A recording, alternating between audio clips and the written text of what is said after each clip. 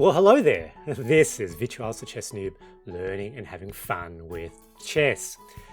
2 games, 2 gambits, 2 wins.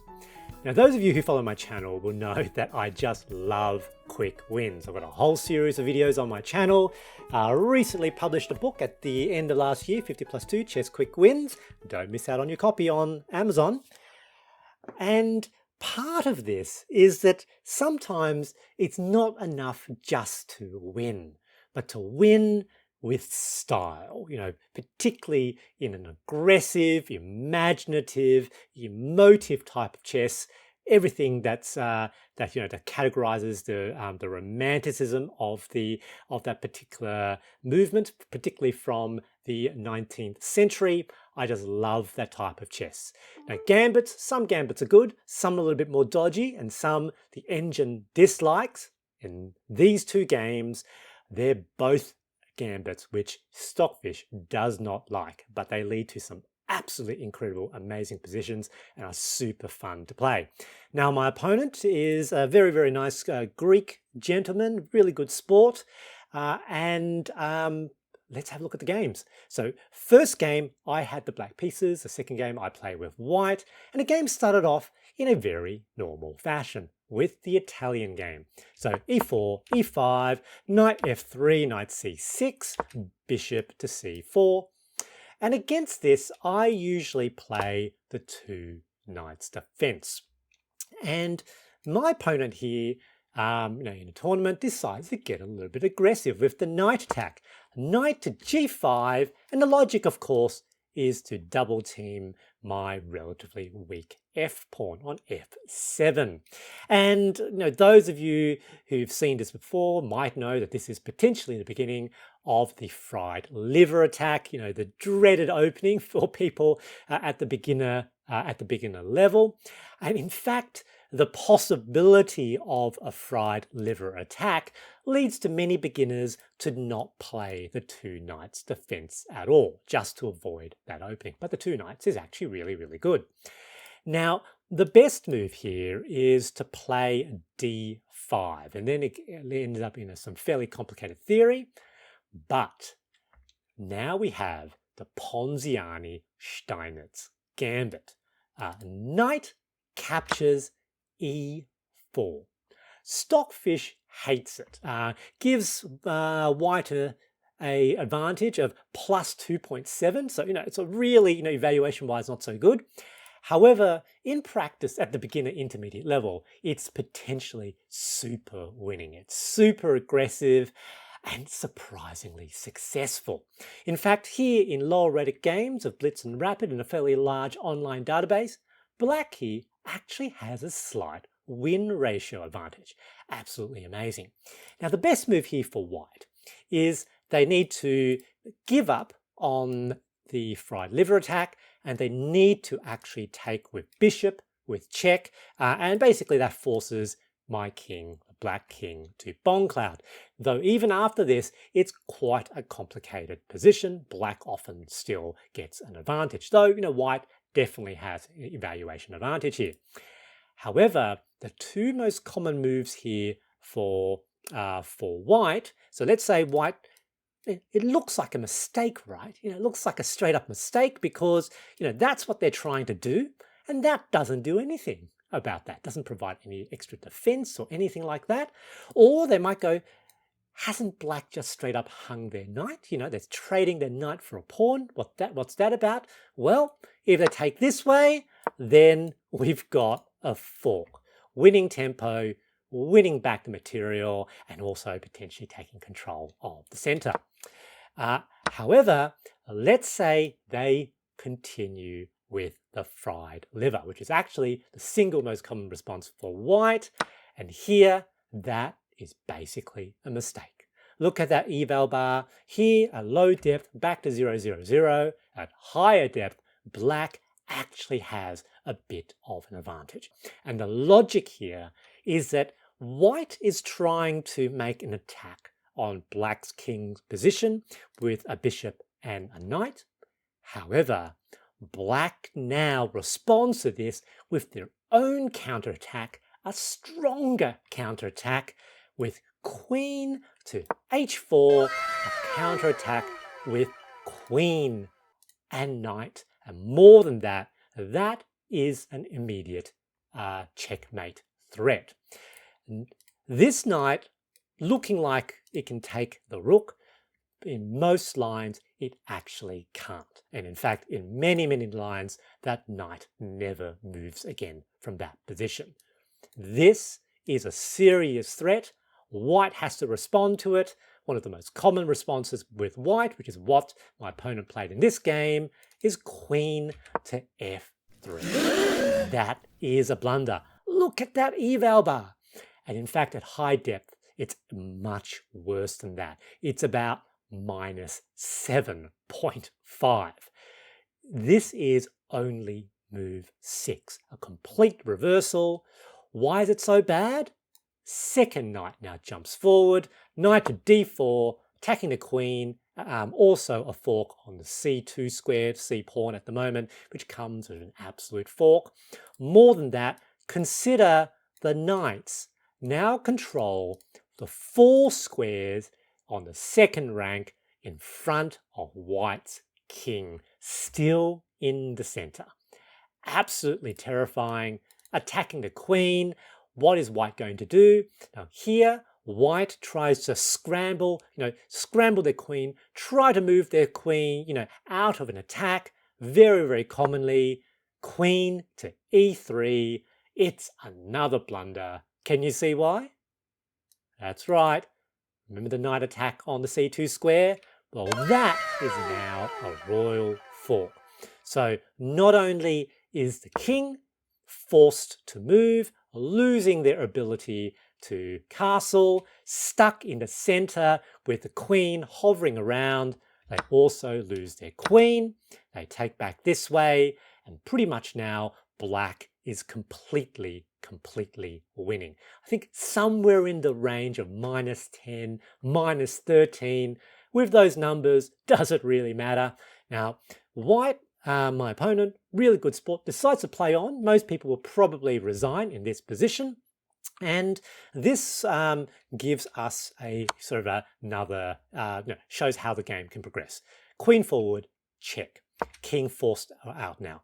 And now, in this position, because we continued on, I'll show you another tactical idea common in these lines for black, which is we need to disconnect the bishop from the knight, because then that's straight up hanging. We also want to open up that diagonal because that bishop launches in with the attack. We try to get checks to win tempo. So d5, attacking the bishop, attacking the knight. Pretty much they probably are going to have to take if they don't want to lose material. They take, bishop out now with check. King now forced into the open. And here I decide to move the queen here, potentially attacking the rook, winning some tempo. They're going to have to move their rook out of the way. And here, attack the bishop. What are they going to do? So, potentially they had an attack there. No longer do they have that. They move their bishop out. And here, the logical thing, let's trade pieces. As I said, that knight never gets a turn really into capturing that rook. So takes with development. Here, looks like potentially they've got a double attack on that square. It doesn't work. Let's see. b5, attacking the bishop. What are they going to do? If they potentially move off this diagonal, it's hanging. So, as expected, they give a check. The king now goes forward. It's attacking the rook.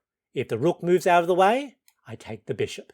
And notice something here. You would think, oh, maybe they can keep vision on the bishop by moving the rook somewhere else on the f-file.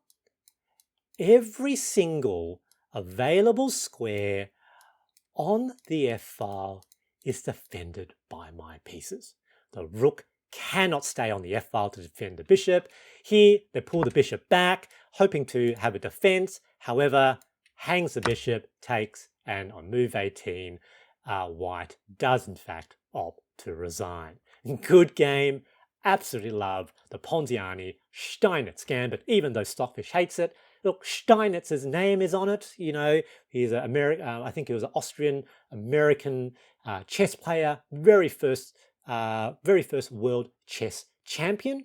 Was a complete advocate of this sort of romantic style of aggressive chess until later in his career, I think in the 70s, decided to advocate, created really the much more positional style. So a really, really potentially good gambit at a beginner intermediate level. Let's look at the second game. And this game is really, really special. A really unusual gambit, in fact, a double gambit in my favorite line of chess, the Vienna game. Well, let's go take a look. So I've got white, Vienna, e4, e5, knight c3. Black plays a very, very solid Max Lang defense with knight to c6. And here, you know, best move, possibly bishop to c4, but potentially you end up in a positional game, ends up looking a bit like an Italian. And so in this position, you can actually have the Max Lang version of the Vienna Gambit, which is what I played in this game. f4. Now you might think, well, that's not that special. Well, let's see. Now that looks like it's straight up hanging. It kind of is. They take. Knight now forward. I need to have the knight.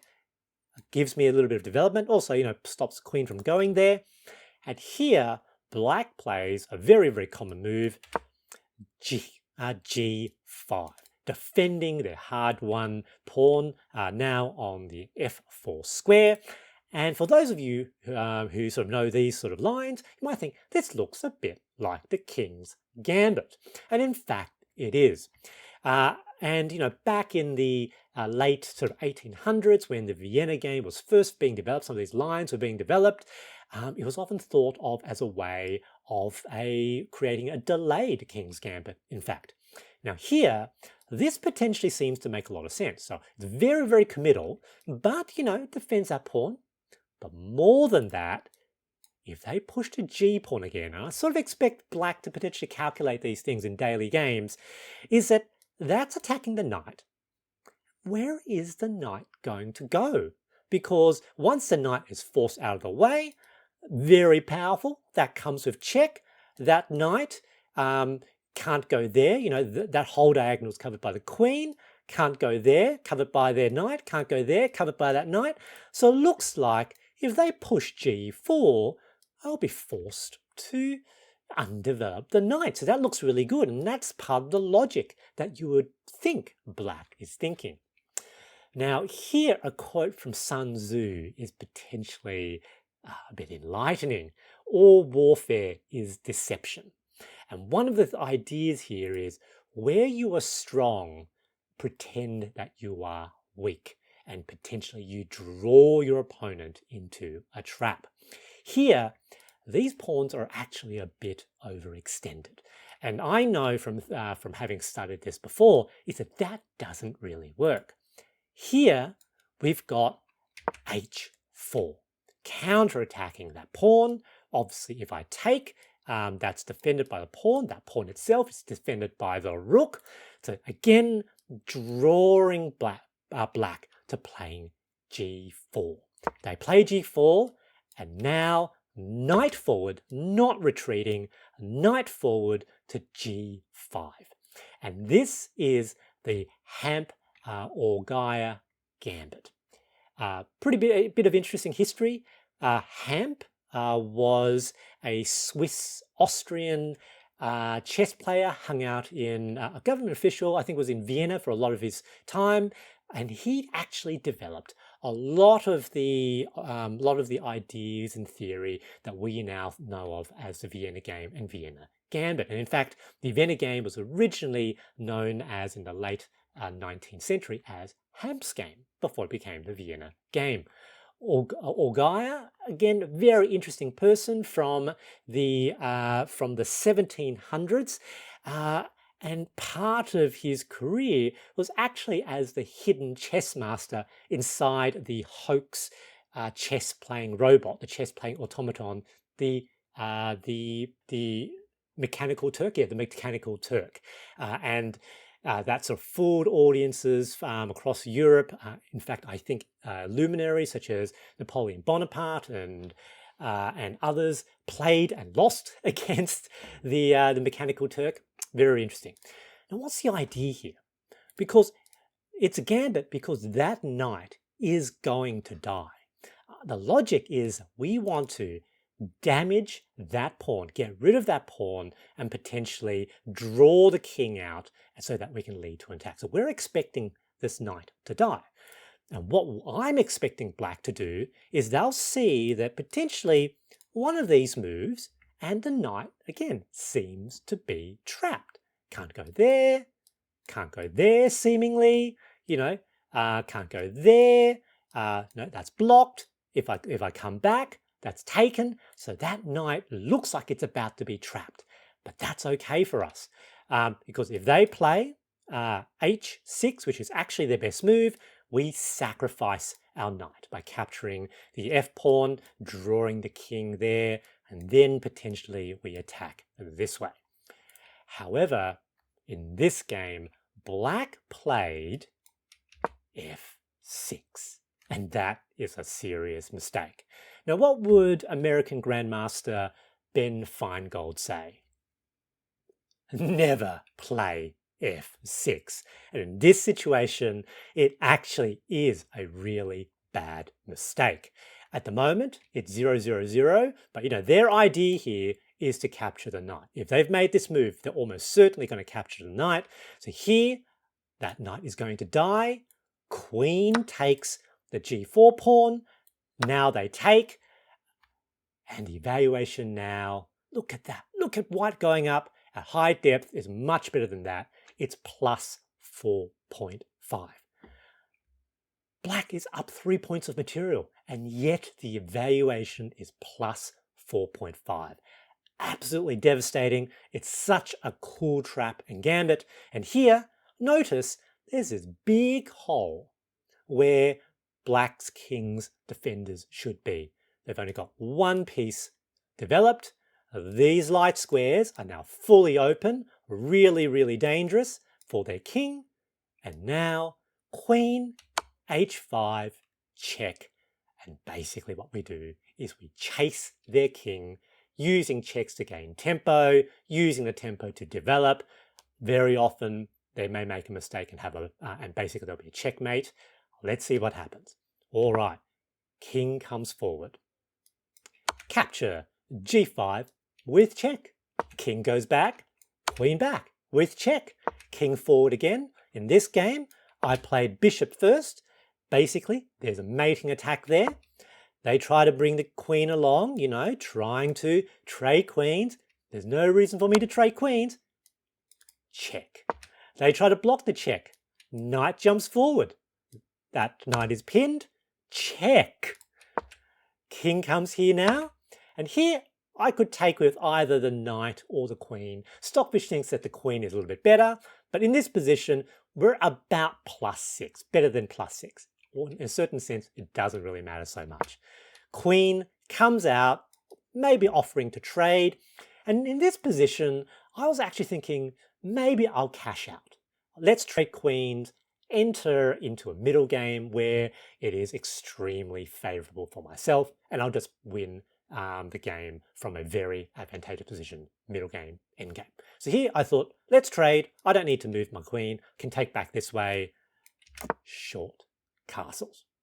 Now, it's a bit inaccurate. Stockfish thought this was better, but this was one final clever idea because, look, I thought if they trade, that's fine. What about this? That looks like there's a check. Is that an absolute fork? Did I make a mistake? It's a trap! Queen, d4. You can see Stockfish thinks it's a mistake. It's a check. It's an absolute fork. Move my king out of the way. King to h1. No more checks. Queen captures bishop. Look at the eval bar. Mate in 2. It was a trap. Why is there a trap? Well, the queen needed to stay on the e-file because now I have almost got a mating net. Mating net is about to be closed. Knight to e8 with check. Look at all the pieces covering the squares around the king. Pawn, queen, knight. King has only one square it can go to. King to e6. The net is closed. Queen to f6, checkmate, move 18, completely unexpected by my Greek friend. Good game, GG. I hope you enjoyed these couple of games. I really had fun in these games playing these audacious gambits, and consider playing the romantic style of chess yourself. Have a good day.